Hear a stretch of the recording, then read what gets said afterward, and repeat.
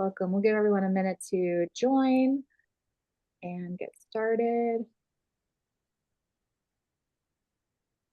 Welcome, everybody. Get started here in just a minute.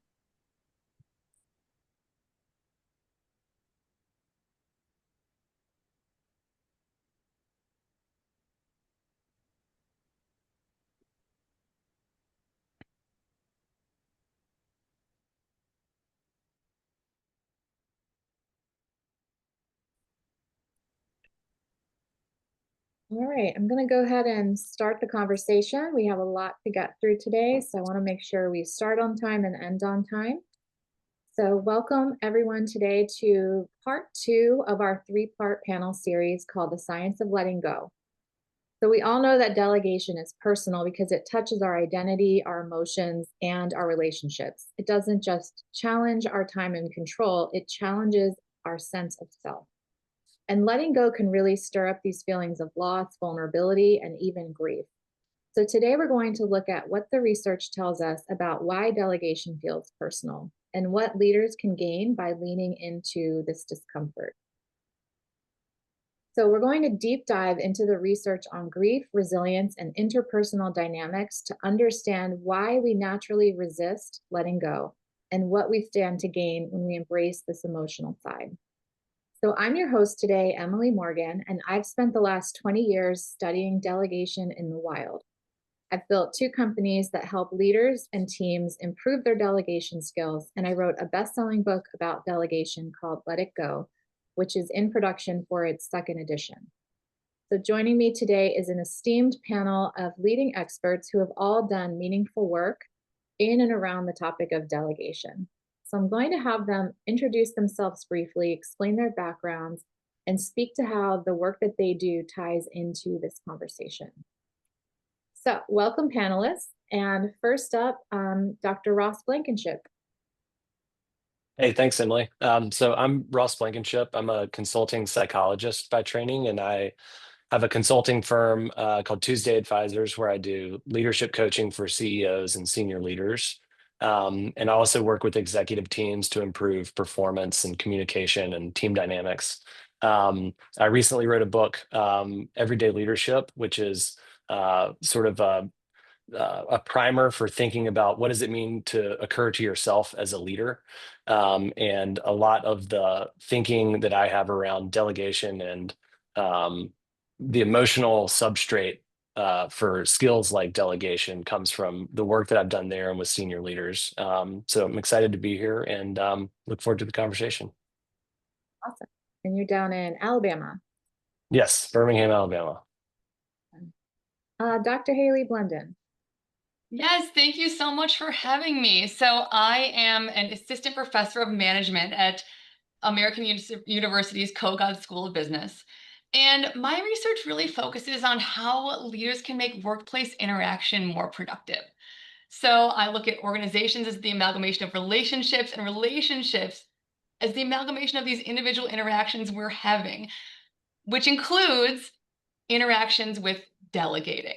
So I have some research looking at decision delegation specifically, which I'm excited to talk about more as we have this conversation. Yes, so glad you're here. Thank you for being here. And Dr. Taryn Marie Stayskull, tell us a little bit about your work. Hi there. So great to be here with this incredible panel and all of our participants.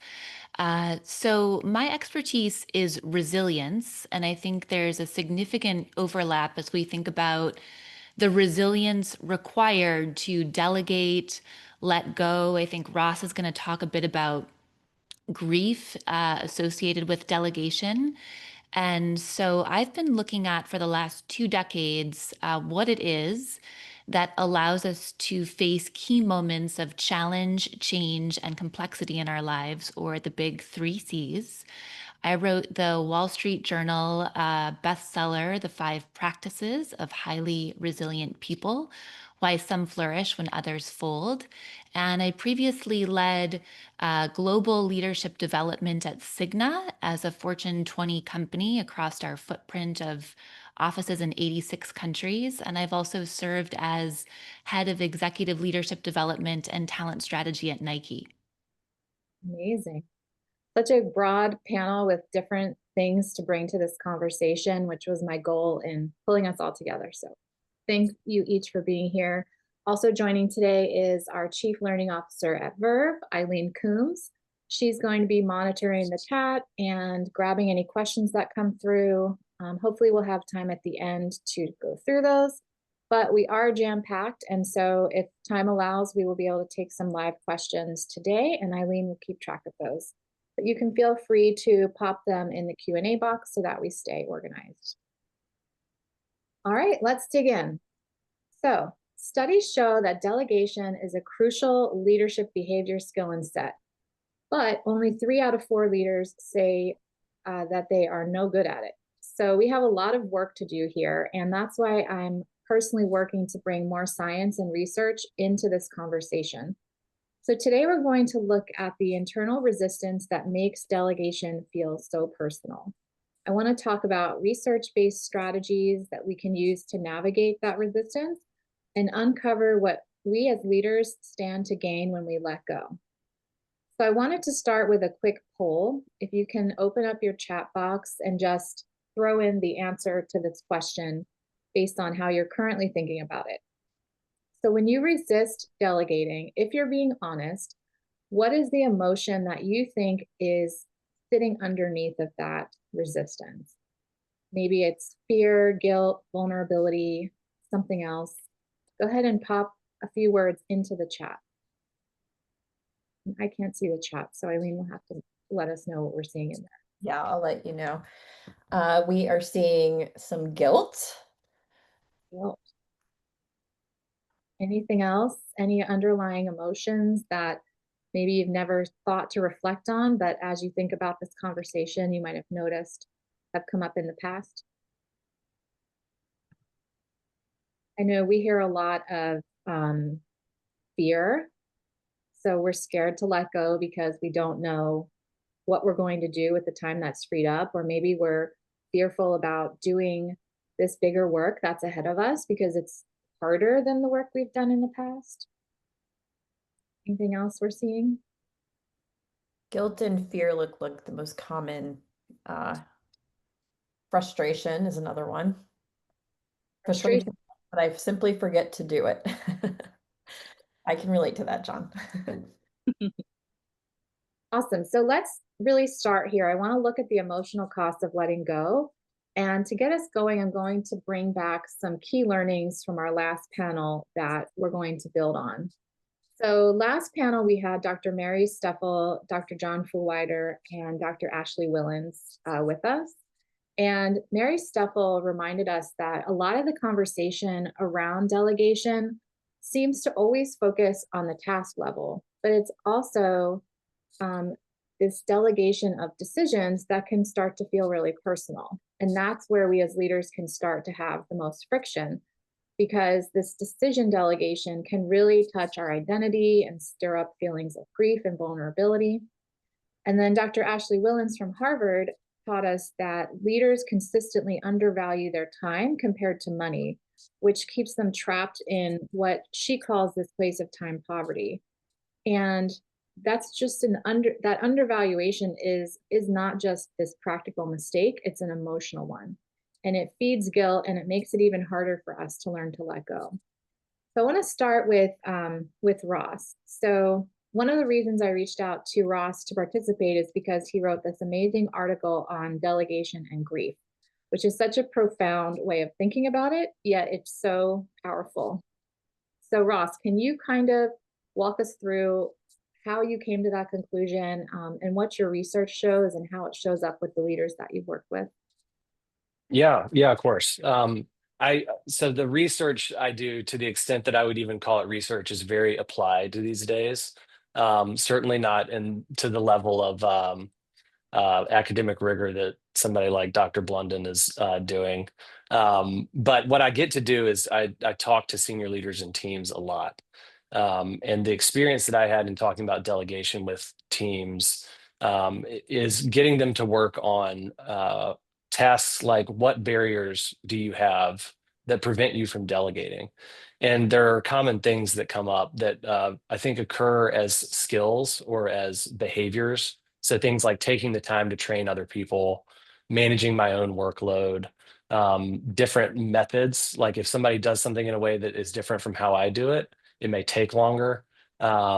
Authority may be unclear. So all of these kind of interrelated skill-based and power, like kind of structural-based issues come up. But something that consistently comes up as well are questions around identity. So I hear things like, I don't delegate because I'm worried about losing my purpose.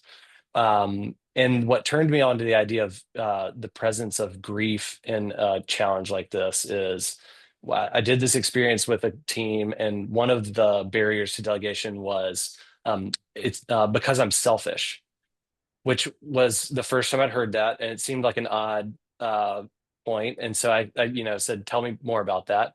It's like, well, if I give away the tasks that like allow me to understand what makes me productive here, what's left after that? And to me, that sounds like grief. That's bereavement. That is like a thing being taken away that you value. Um, and I said that, and the conversation really changed. And so I started talking to more people about it. It came up in a lot of my coaching conversations. This idea of, if the things that make me feel productive go away, then what value am I? And that is like a deeply psychological and emotional question, not a like leadership skill question. So to me, that says the work to be done in order to be able to delegate better is really more around like, how do you think about yourself at work, and what makes you valuable to the organization, and what makes you productive? How do you think about productivity? So it seemed to me that there was like a substrate of emotion that had to be dealt with in order to become a more effective delegator on the skill set side. Yeah, and you get very comfortable with that work. And we see that a lot as delegation flows through an organization at different levels. When you start to push that through, people within the organization start to get really scared, because they're like, wait, if I'm not doing that, what is my job here? What am I actually, why am I going to be here? It becomes a very fearful place. Yeah. Yeah, it's interesting. I think I've mentioned to you one of the psychologists who I read and enjoy about the idea of transitions, and he doesn't exactly talk about grief, but William Bridges has this book, Managing Transitions, where he talks about the difference between change and transitions, where change is what is happening external to you, and a transition is what you do to respond to that change.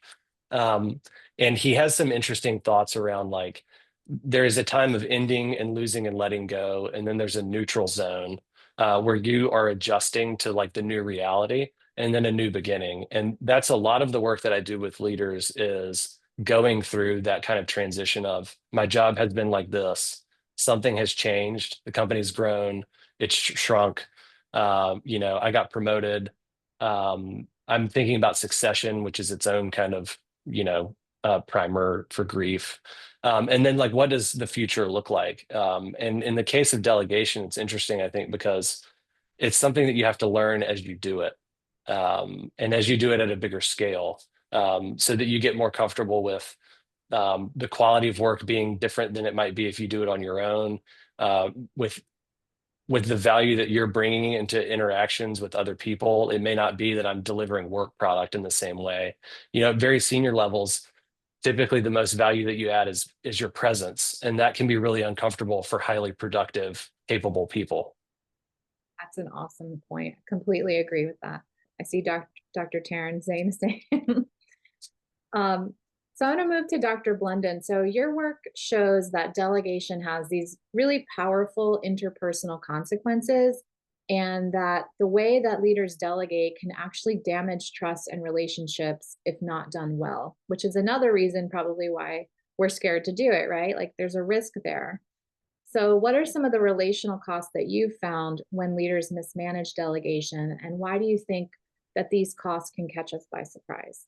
Yeah, so I think Ross did a great job of highlighting some of those intrapersonal processes that can make this challenging. And my work in this area really focuses on those interpersonal ones, right? So when we are delegating, how does that affect the relationship that we have with the person we're delegating to? And as you alluded to, there can be some real challenges. There can be some downsides to those relationships when we delegate. But I do want to take a step back and say that we know that there can be really positive interpersonal outcomes of delegation. So some earlier work by Liana showed that when people delegate and it seemed to do so effectively, they can be perceived as better leaders, right? So I'm going to share some costs, but there are certainly benefits that have been uncovered in prior work. A lot of prior work, again, I think harkening back to what Mary Stoeffel, my co-author, who you've connected with previously, disentangles is this idea of delegating task responsibility versus decision responsibility. So, a lot of prior work will bundle that. What I'm really focusing on here is that decision responsibility. So taking that choice and that control and turning that over, right? Which can be different, right? You could delegate someone a task, but you ultimately are responsible, or you could give someone both, right? And we see that when we are delegating that decision responsibility, all of a sudden that's going to carry potentially an extra burden, where people may be exposed to something like blame or fear of repercussions for the decision that they make. So one a comparison that we often look at in my work is this comparison between delegating a decision, right, versus asking for advice on it, which would incorporate your subordinate, whoever you're delegating or thinking about this decision with, incorporate some of their input, but you would retain ultimate decision control, right? Versus delegating that decision, you're all of a sudden giving them control. So research on control suggests people often really like it, but there can be this downside, this potential burden of power and burden of control. And that's really what a lot of this research shows. So we ran a variety of studies, and what we find is that often delegating that decision can lead people to perceive the delegator as less fair and be less likely to want to give them future or help them in the future, which we know that a lot of times when we're out in the workplace, we're going to the same people over and over again. So that can be a really costly interpersonal outcome of delegating decisions. So I don't want to make this harder on people. We already know that it's already really interpersonally challenging. But what we try to do is look at, okay, if we know that in general, often there can be these potential interpersonal costs, well, what are contexts in which those costs can be minimized? And so we do identify certain contextual elements of the decision that really minimize that potential for burden and for that interpersonal cost to result. Is there a paper that you're referencing that we could plug to share more about this idea? Oh, yes, certainly. And I think we're going to go into more depth on some of those in the future of this conversation. But the main paper that this is drawing from is called The Downside of Decision Delegation. Because of course there are upsides, right? Of course we know that there can be these powerful, valuable benefits of empowering people to make decisions. Yeah, we'll come on that on the second half of the talk. So thank you for sharing the costs at this point, and then we'll look at the benefits in the next section. Dr. Taryn Marie, in your work on resilience, thank you for being here. You also talk about how vulnerability is part of growth. And so as leaders, when we struggle to delegate, the act of letting go can really feel vulnerable, almost like we're exposing a weakness. So from your perspective, why do you think vulnerability is such a big part of the emotional cost of letting go? Yeah, it is such a meaningful question because I think, in addition to what's already been shared, it gets really to the heart of why delegation can be so hard, even for really accomplished leaders. So, I think the first thing maybe to click on or double click on here is that delegation isn't just operational, it's emotional. And that's what we're getting to the heart of today. So letting go asks us to release control, identity, and comfort all at once. But the discomfort that we feel when delegating isn't a red flag. It's actually a signal that we're growing. And so I think that's something really great to keep in mind. As many of you know, the 5 practices of highly resilient people, the 5 things that can enhance and amplify our resilience, both personally and professionally. Vulnerability is the first practice. And that surprises a lot of people because, to your point, Emily, a lot of times we feel like vulnerability is a weakness rather than a strength. So, in my research on resilience, we find that vulnerability consistently emerged as a precursor for growth. So, isn't that exciting? When we feel those uncomfortable moments of vulnerability, this actually gets to be reframed as I'm growing. So, when we delegate, we're actually releasing control over something that often helped define our competence and identity maybe earlier on in our career. And I think that can really trigger questions like, if I'm not doing it all, am I still valuable? If it's not done my way, what will happen? And there's a significant emotional cost to that. Um, I think what's interesting is that when people delegate effectively, and I think we're going to talk about this more, it actually leads to higher performing teams and more autonomous teams that have greater organizational capacity. So by leaning into this vulnerable moment, whatever it brings up for you and people in your organization, whether that's guilt or identity or frustration, like we talked about, what we're really doing with delegation is we're signaling trust, we're expanding capability, and we're ultimately strengthening, not weakening, our leadership. So I think the discomfort that we feel around delegation is a signal that we and/or our people are growing as leaders. And vulnerability is a bridge really between control and empowerment. Yeah, there's freedom on the other side, right? Mm-hmm. So yeah, I want to talk more about, we went through some of the exposure opportunities, but there are things that we can do to reframe to actually build more resilience. And so Taryn, this is your area of expertise in resilience. You described that vulnerability makes delegation feel personal. So if we can keep going on that thread, how can leaders reframe that so we see vulnerability as a strength and we use some of these resilience practices to turn it into a growth opportunity? Yeah, so here I would love to get a bit tactical if that's okay, because I think a lot of our attendees mentioned they wanted really some more like practical or specific things that they can do or things that they can offer people on our team. On their team. And so I think the first thing is to remember that we get to delegate the what and then trust the how. So when we think about resilience, delegation isn't a single act, it's really a practice. And I think there's some specific resilient strategies that we can use to make that easier. And so I'll give you 5 real quick so you just walk away with maybe another arrow or 2 in your quiver that you hadn't thought about. So the first thing is we can just name that discomfort out loud. We don't need to suffer in silence. We can say to that individual or to our team, this is really important work and it's not easy for me to let this go. So just naming that, I think, builds authenticity and trust. The next thing is we get to define as leaders the what, but not the how. And so I think effective delegation looks like being crystal clear on that outcome or those results while giving your team ownership over the process. And ultimately, that builds trust and releases us from some of that tendency to micromanage.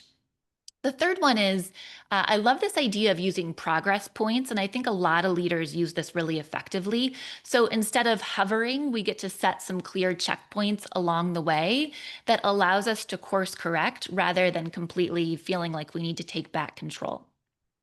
The fourth one is reframing mistakes as learning lessons. So I remember so many times when I had large teams, both at Cigna and Nike, my team would sort of come to me very sheepishly and they'd be like, oh, we made a mistake, and I'd be like, hold on, have you made this? Has this happened before? And they'd say, well, no.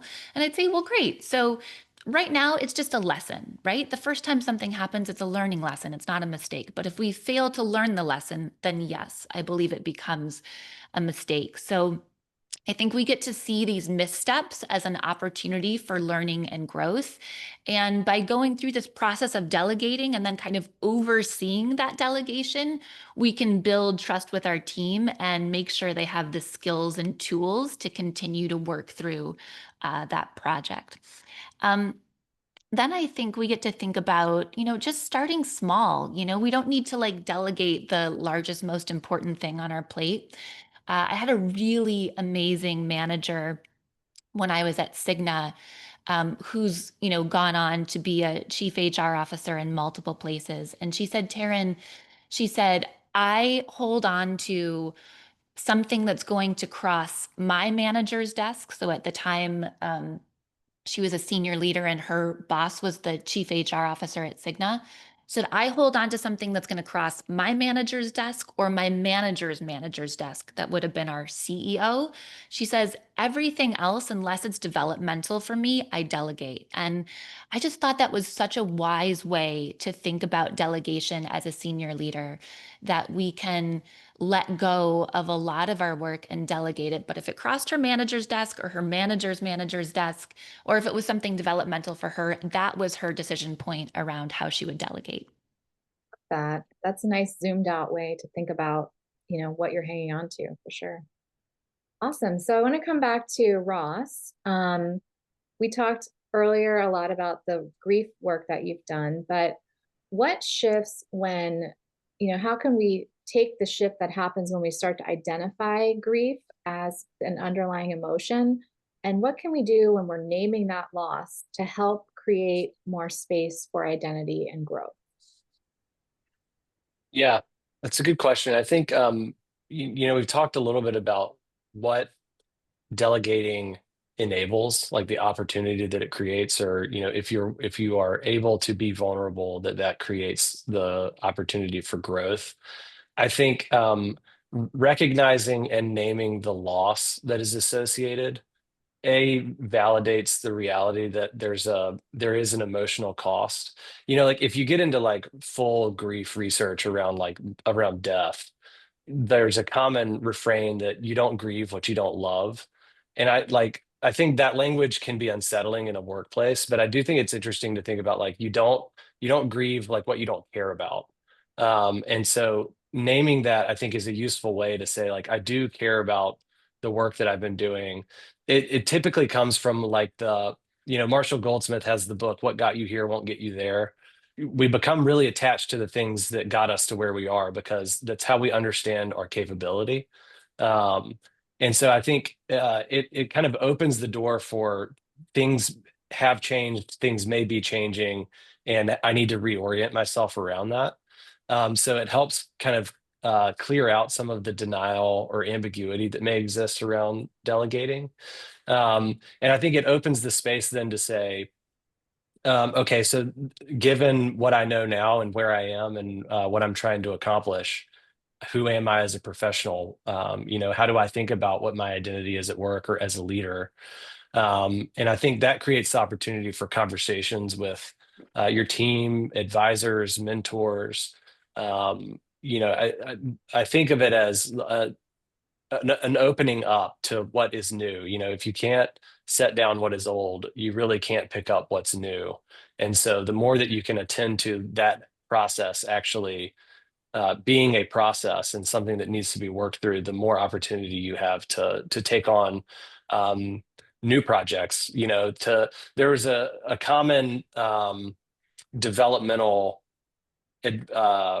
task, I guess, that came out in a lot of the assessment work that I did when I was with Spencer Stewart, that was delegate to elevate. That was kind of like the way that we named it. It's like you need to stop doing the things that exist at this level so you can do the things up here, which is to say more strategic thinking, getting things off your plate so that you can think more broadly about your team or the business. At the CEO level, it becomes thinking about the business as as an organism or as an organization writ large, rather than like the thing that I'm adding to it. So it just creates more opportunity for thinking more broadly and more strategically over time. I wrote down understanding your current capability becomes so comfortable, right? And then now you have to take on a new capability and let go of the thing that you just learned or just mastered. Yeah.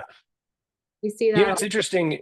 Yeah, it raises the specter too of imposter phenomenon, um, which you know, if you do some research into the the what leads to the feeling of being an imposter, and you take the word imposter off of it, it's almost exactly the same description as what it feels like to learn something new. Um, and that is, I think, why we avoid this is like learning is uncomfortable and it makes us feel weird and it makes it feel like I don't know enough. And especially if you are at a really senior level and you've gotten there by being an expert, the idea of letting go of some of your expertise in order to do something different is a threat. It's a real threat. And I think, you know, identifying it as a threat is the only way to really start working on the actual problem. Because if you just say delegate more, um, you'll either solve the problem in the short term, but not in the long term, or you won't actually solve the problem, and it'll just add more anxiety to somebody's plate. Yeah, we see and we coach people a lot on this topic because what will happen when they start delegating more is they're creating a vacuum, right, of space. Mhm. Don't know what the most valuable use of their time is, and they're not refilling that time with those activities. It just feels even more frustrating. And then you're building up scar tissue around delegation because it's not working or you're not feeling relief or it's not helping. So we coach people to think about what is the most impactful use of your time? What are the things that only you can do, and have a lot of clarity on that before you're just delegating constantly, because it's just you hit a frustration point. I think the things that only you can do is an interesting point as well, because that probably has changed faster than leader has recognized. You know, like an element of that is added by your seniority and how people view you in an organization. And we typically don't look at that very directly to say like, oh, the thing that only I can do is be the chairman here. You know, nobody else can do that. But anybody else can, you know, bill as many hours as I can bill, or can, you know, run a project as well as I can run a project, or put together a strategic plan or whatever.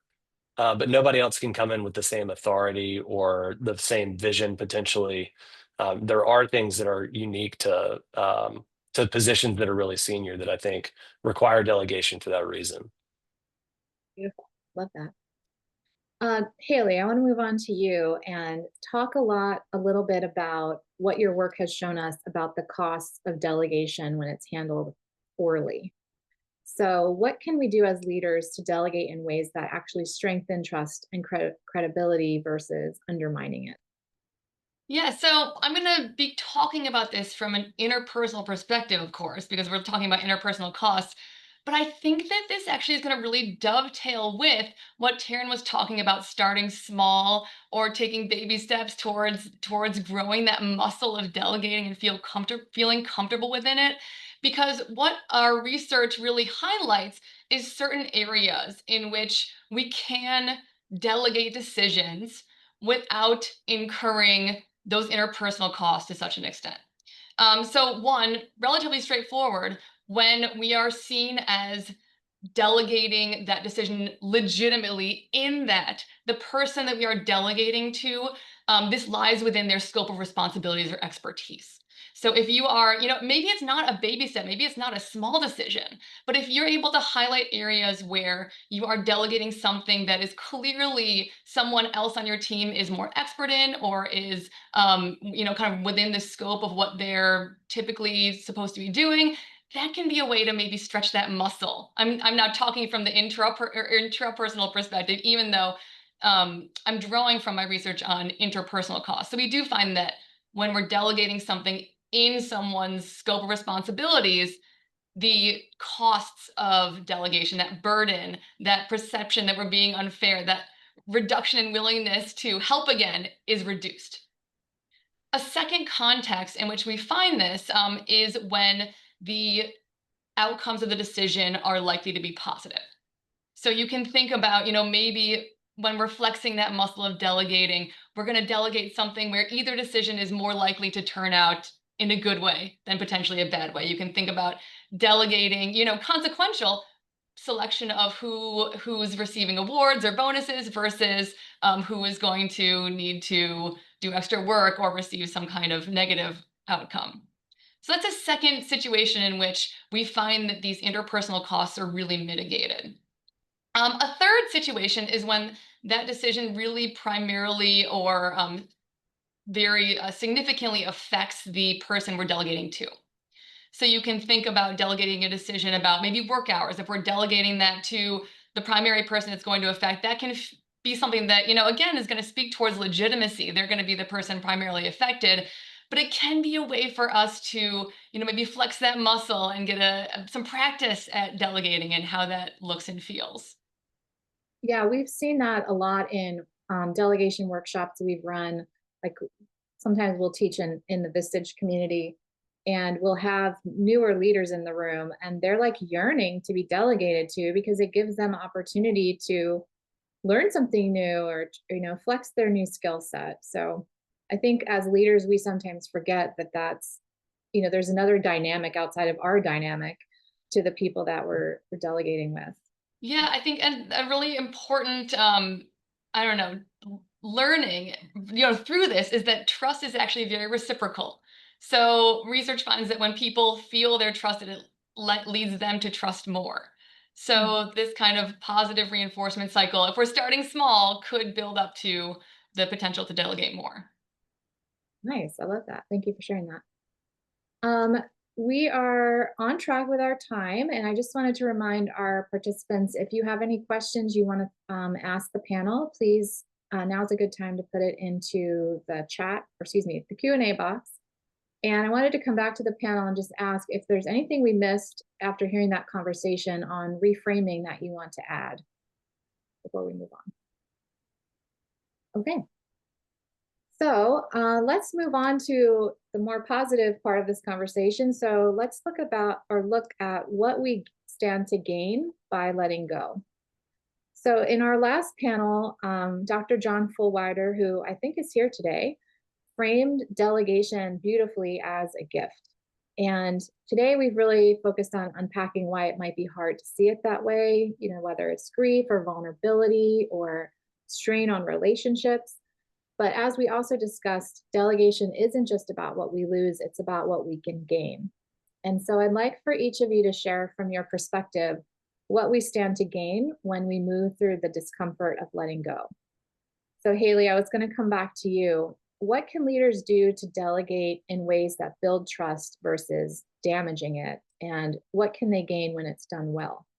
Yeah, so I mentioned kind of those three main contexts where we want to either be delegating within those contexts or potentially frame the situation so that it makes more sense within that context. For example, can I develop expertise within one of my team members so that a future decision that I want to delegate can be seen as legitimate? But I think taking a step back, what leaders gain is, I think often it can be really challenging to have all of this time pressure, right? And time pressure, we know that leaders feel it. This is something that I think keeps coming back probably every time you talk about delegation. And that's no surprise because we do find that this is a really significant experience that many managers, especially as they become more senior, have. So being able to free that up can actually enable managers to do other activities that strengthen their relationships with their colleagues. So things like having more interactions regarding how the employee can develop, right? If we're able to delegate more, we'll be able to free up time more and invest in these other aspects of our relationships that we know can be valuable as people grow in their careers. Exactly. So we're not just trying to get things off our plate. We're trying to build bonds and reframe how people are seeing us as leaders, which is awesome. Okay, Ross. So earlier you spoke about grief and this sense of loss that we feel, but what do you see that we gain when we acknowledge that grief and we can move through it? Growth. I think what you gain by acknowledging the feeling of loss is it's access into the idea that it may not be comfortable growing in this way, but that doesn't mean it's the wrong way to grow. A lot of times growth and learning is really uncomfortable, and that's how you know you're growing. Um, but we also have this kind of innate sense to think like if it doesn't feel good, it's not good for me. And there's all sorts of areas of life where that's not exactly true. In terms of like practical things that get added into the organization or the system, like it frees up time to work on more strategic things. It helps other people grow, which we've talked a little bit about. It's a force multiplier. I mean, we don't ever talk about this directly, but like delegation is how you make more money for yourself and for your organization, which is very relevant. And it allows you to grow as a leader. Which leads me to, I have this theory I think of as succession theory, which is if you apply the framing or the lens of succession to what's going on my team, what's going on in my organization, which is to say, like, if I'm gone, what needs to be happening, that will reveal all of the development needs. And I think if you acknowledge the loss that delegation can create, that feeling, it opens you up to the ability to think about how do I develop other people? How do I develop myself? And in order to accomplish what for the team, for the organization, it is a way of opening yourself up to what is the bigger goal here that we're all working towards together. Yeah, so really the loss is just creating space for this new identity of our next sort of iteration of leadership and who we are as a leader. That's more Yeah. free. Awesome, thank you. And Taryn, I want to come back to you to talk a little bit more about vulnerability and resilience. So when leaders embrace vulnerability and delegation, what do you see that they gain in terms of their strength, growth, and the ability to move forward? Yeah. I think what I would do here, I mean, we had so many great strengths that were already mentioned. So I think from an interpersonal standpoint, I would double click on what's already been said. I think there's three significant strengths. I think it's relational strength, right? Developing that trust amongst your team, being known as a leader across your organization that develops people. That's number one. Number two is a strategic strength, right? We talked about the work only you can do, having more time to be in a strategic place, to plan, to be developing relationships at a higher level of the organization. And then I think as an adaptive strength, where through your team that you lead, or as a leader who's leading leaders of teams, you're not only creating that scaffolding across your organization, or for your teams rather, but across your organization for, greater capacity and possibility. I thought maybe I would just mention a couple of additional things that were helpful, that have been helpful for me, especially as I think about who on my team is ready, for delegation and that decision making. So the first thing is, I always had a lot of high potential high potential people on my team that were like, let me do the presentation, let me get in front of, whoever it is. And so I had a lot of conversations with myself as a leader, and a lot of conversations with my people about the difference between visibility and exposure. And sometimes there's a really fine line, because our people are like, yes, like I want to have that visibility. But I'm like, if you're not ready, it can go south for you very quickly and it becomes exposure. So really thinking about, is someone ready for visibility, or is being at that level, likely, or does it have the potential to expose them in some negative way if they don't yet have that skill set? I had another emerging leader on my team who really struggled with delegation. And so what we did is we put a sticky note on her computer, on her laptop, that said, who is in the best position to do this work? Because consistent with what we've said, what got you here won't get you here. What you've built your career on is, not going to be the next bedrock of what you're creating across your organization. And she was so used to just like, task comes in and then she completes it and then it comes back out. And so that sticky note stopped her to be like, oh, like I'm now leading a team of 6 other people who could potentially do this. This would be developmental. So who would be in the best position? to do this work. One little nugget that I think is super interesting about why leaders don't delegate is I think the farther we move up in our organizational structures, the more like protracted projects and things become. And so a lot of times it's just nice to have like a quick fix of like starting a task and it being done. And so this is a really fun little like statistic.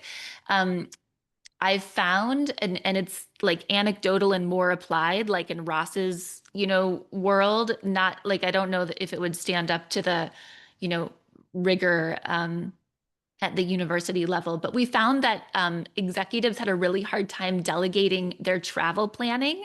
Not because they wanted to be like choose their flight in their hotel, but it was just like it gave them such a satisfaction of like started a task, ended the task, done, checked it off the list. Like that feels really good. So I think it can also be hard to delegate just because we want that feeling of something being accomplished. And then the last thing that I would add is that I think we haven't talked about yet is I think delegation also really triggers a lot of us something that's really difficult. It's a 4-letter word, but I think I can say it here, which is asking for help.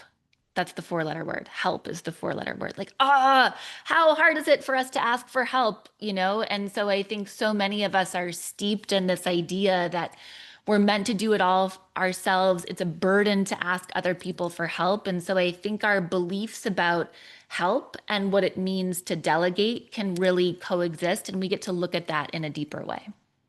They're awesome. Thank you for sharing that. As you were talking, I was thinking about, I follow Strategic Coach, and there's this concept called who, not how, where when you're thinking about what needs to get done, instead of thinking about how you're going to do it, you're thinking about who could do it. So I would put that as a sticky as well on people's computers. Awesome. So we covered a lot of ground in the last 46 minutes, and certainly understand across what everyone shared that letting go creates long-term capacity and possibility. And seeing these 3 perspectives connect is just so great to kind of hear everyone's ideas. But what I hear across all 3 of you is that letting go gives us more than just time. It gives us like emotional freedom. It gives us, to Taryn's point, resilience, stronger relationships, a renewed sense of identity. And those are really the dividends of mastering delegation and continuing to work on it as a leader. So for our participants that are listening in, if you wouldn't mind dropping into the chat one idea that you heard from our panelists that you would like to implement as we close out with some closing thoughts from everyone. So I want to just go through across the panel and ask for some closing thoughts. If you want to share related work that you're working on or cool things coming up that you'd like to share, or how people can get in touch with you. Let's just kind of close with some final thoughts. Let's start with you, Ross. Yeah, thanks, Emily. Maybe the thing I would share is the work that I described, working with teams around the emotional element of delegating and like the intrapersonal challenge of it, created an opportunity to work on a new book that I'm writing. Our working title is Good Friction, and the idea is that the underlying skill for effective leadership is being able to understand when emotional friction is happening, and then how to manage it. So the idea is like, first, you have to be emotionally intelligent in order to then be as effective as you can be. And so we're creating a book that helps people think through like, what is the emotional friction that I may be experiencing in myself? What might the friction be happening between me and other people, like conflict on teams, and then kind of broadening out to organizations and applying that to the model of leadership that we built out in everyday leadership. So delegation, I think, is an interesting kind of case in point for how that can play out. But I think it is relevant to every element or all of the skills that we might think of as leadership skills or leadership practices. Thinking about the future, vision casting, certainly things like delegating, but also managing conflict, building teams, leadership development. They're all these skills that leading requires. And they're all related to different emotions, like curiosity, hope, anxiety, fear, dread. And I think there's been this interesting tendency to ignore or push away the emotional reality of work. And I think in the world where AI becomes more and more prevalent, it's going to become more and more important for people to really have a humanistic capability to be able to connect with people and to understand themselves in order to be effective. Beautiful. And if you don't already follow Ross on LinkedIn, he's got awesome content he's always putting out that's interesting and tied to leadership. No, thank you. Haley, can we kind of get your closing thoughts on the topic?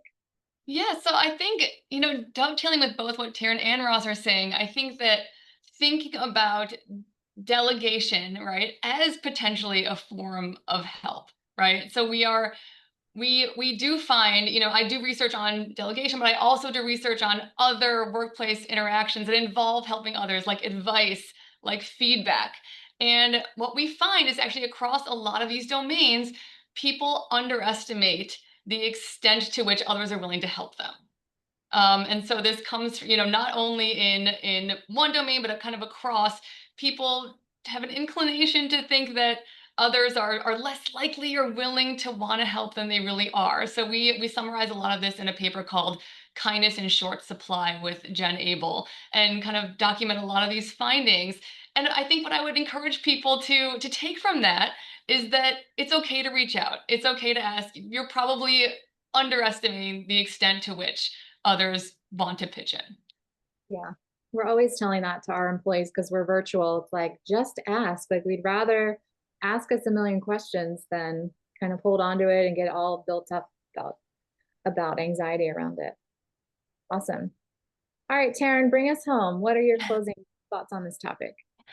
This has just been so much fun. I feel like I've learned so much. I've got a whole bunch of notes here. I don't know if you can, well, you can't see them, but there's a lot of notes. And this has been a really meaningful conversation.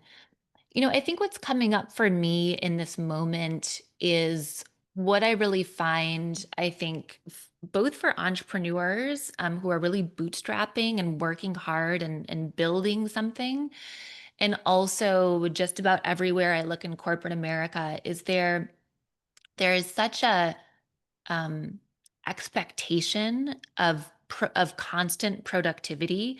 I'll say even an addiction to productivity.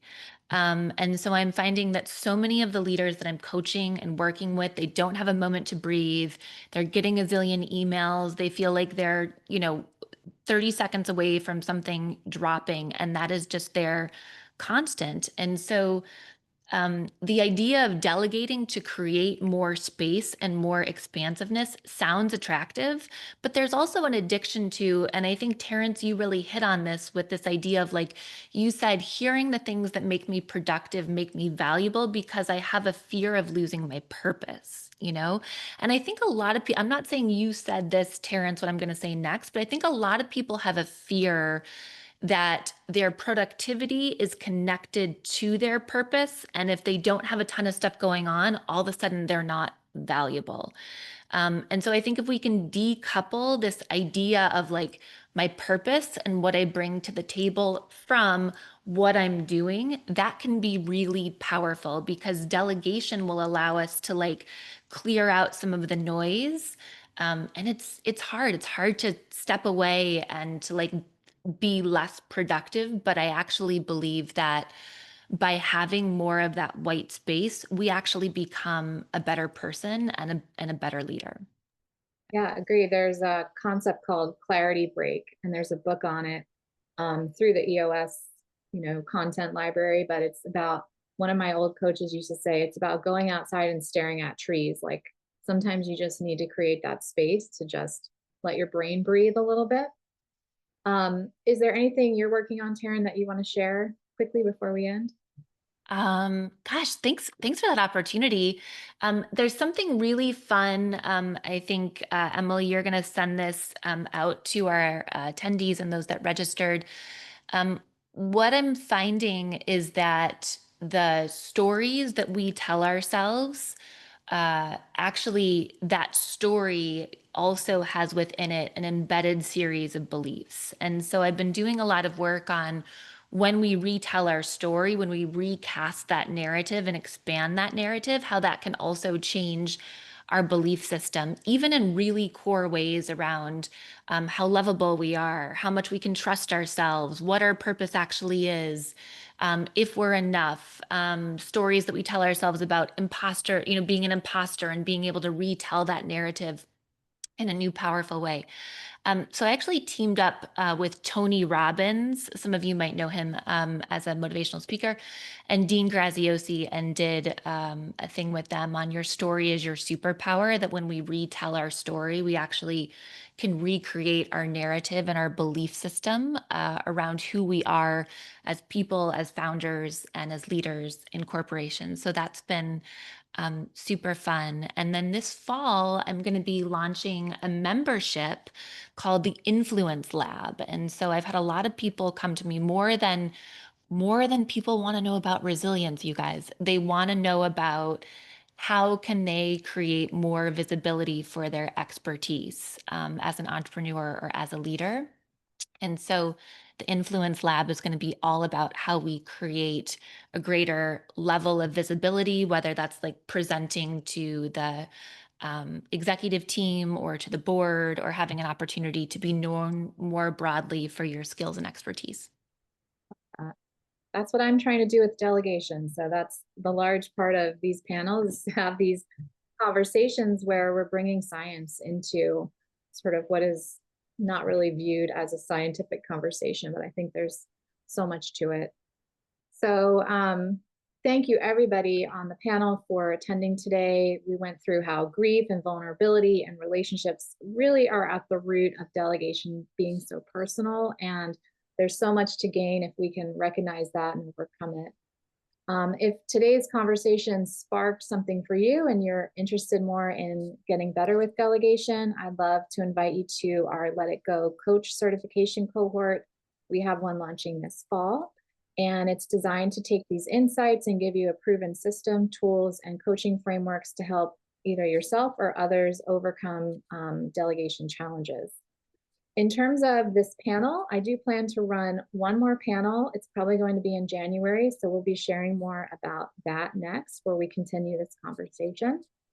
And all the resources that our panelists shared today are going to be coming out with the recording email later today. So any other closing thoughts or questions? If not, thank you panelists for being here. Thank you for everyone who attended today. And keep working at it. It's a nonstop iterative process. Have a great day. Thanks. Thanks. Bye.